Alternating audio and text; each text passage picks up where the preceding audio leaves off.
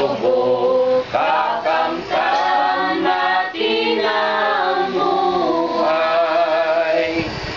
Ibig mo bang sa dusay lumaya, palalayasin ka ni Jesus, at kamtan mo'y awa ng batala. Kung ibibig si Jesus, si Jesus ang tanging sinugo, may kapangyarihan sa talang, sa dalisay ng kanyang dugo, kakamtan natin ang buhay.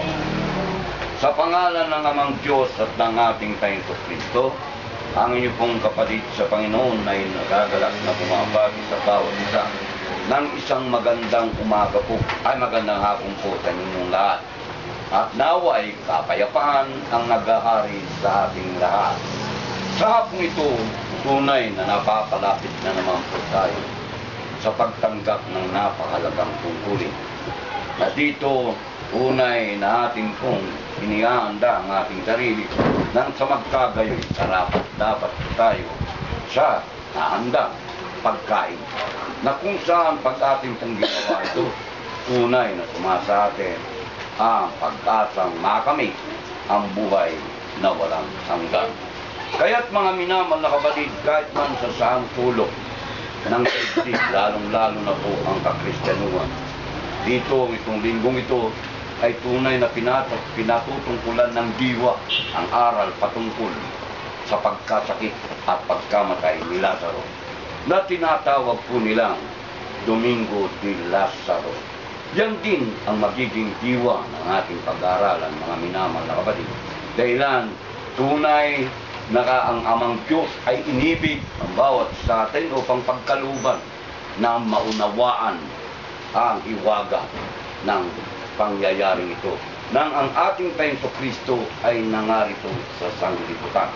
Kaya't bagay, mga minamahal na kapatid, na dito sa ating pag-aaral, ang Ama ay inibig niyang tayo'y mga kaalam ng hiwaga ng kaharian, na hindi kung kaibahan sa karamihan, ito ay hindi po nila napag-uunawa, na kung saan sila po ay pinatutungkulan lang yung mga bagay na hindi naman marapat dahilan sa katuruan o aral na kanilang pinanggap. Iba ang ating pagtanggap sa bagay na ito, na kung saan sa ako ito, minsan na naman na ipagkakalog ng Ama ang ating pong kaunawan dahil kanyang ipagkakalog ang kanyang angking karunungan. Bago natin tungayan ang nakatakdang pag-aaral, inihiling kong tumayo tayo at mag-alay ng isang awit at panalangin. Number 10. Loobin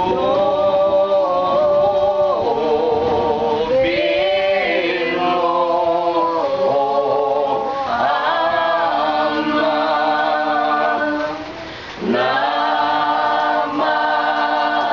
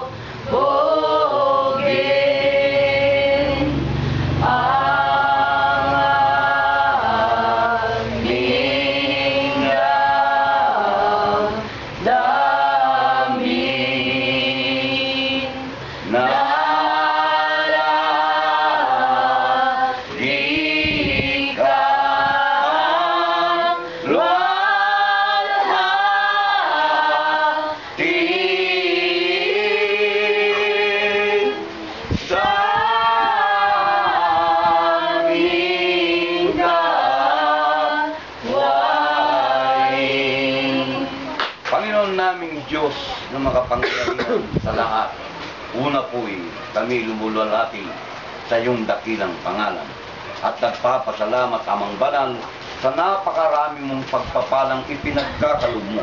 Higit po rito, Ama, ay ang aming buhay upang ito'y magamit po namin sa pagpapatuloy upang ikaw ay sambahin at paglingkuran. Na sa hapong ito kakakakitaan mo ng kapakumbabang loob at kahandaan upang minsan pa amang Diyos ay aming tanggapin ang iyong banal na aral upang lalong titibay at tatatag ang aming pananampalataya amang Diyos sa lahat ng iyong aral, kailan pawang espiritu at pawang buhay. Amang Diyos, upang maging karapat-dapat po kami sa dulang ng iyong inanda, hiling po namin na iyong patawarin ang nagawa po naming pagkakasala. Ganon din ang aming pong pagkukulang iyong punuan upang sa magkagayoy walang anumang balakid na aming pong pagtanggap at pagsaluhan ang iyong inihagdang pagkain ng kaluluwa ng bawat isa. At sa aming pag-aaral ng Diyos, naway bigyan mo ng katahimikan, maghari at pagtagumpay sa puso't isipan ng bawat isa sa amin upang ito'y magamit po namin na sandata upang amin pong mapagtagumpayan anumang hindi kaibig-ibig sa iyong pananarapan. Naawa amang Diyos, nangalulugod at nangagalakang minamalas mo ang bawat isa sa amin na kumaganap ng iyong banal na kaluban, lalo higit Ama sa iyong mga anak sa amang dagot at ang libutang ito na kasama po namin sa pagganap ng iyong banal na kaluban. Naawa amang Diyos, ang iyong pagpapaya ay pagkaloob mo sa lahat. Ang lahat ng ito ay aming iniling sa dakilang pangalan at karapatan ng aming Panginoon Kristo. Amen. Sa Biblia, Iglesia ng Diyos kay Cristo Jesus Lumigit sa Cruz, Manila. Ang nagawang pagsambahan nakaraang linggo, ika-10 ng Marso ngayon taong kasalukuyan. Mga awit ng pagsamba bilang 49 at 50. Oras na nagsimula ang pagsamba, 2:40 ng hapon. Awit ng panalangin bago magsermon bilang 10. Nanalangin na kapatid bago magsermon, kapatid na tagapamahalang Rogelio Kawayan. Nabasa ang aklat na pagtibay, god ng sermon. Kinakailangan ganapin ng mga anak ng Diyos ang pag-aayuno. Kapatid na nangaral, kapatid na tagapamahalang Rogelio Kawayan. Awit na panalangin matapos ang sermon bilang 2. Nanalangin na kapatid matapos ang sermon, kapatid na Apple May Marnilet. Awit na pagandog bilang 2. Nag-alay ng taus-pusong pagandog, kapatid na Ruther Homer.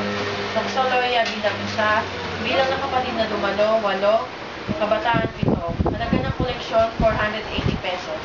Kapatid na nagawan ng bendisyon, kapatid na tagapamahalang Rogelio Kawayan. Oras na natapos ang pagsambay, ka-alas 3:35 ng hapon. Gumawa ng lang.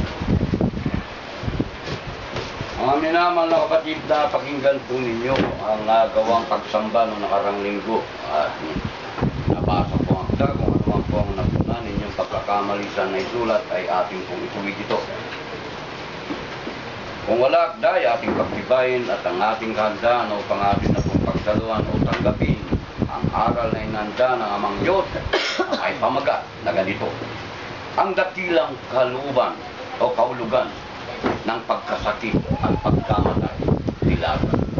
Na tinatawag ng karamihan, Domingo Dilaga. Mga minamahal na kapatid, hindi po natin tinatawag na Domingo Dilaga.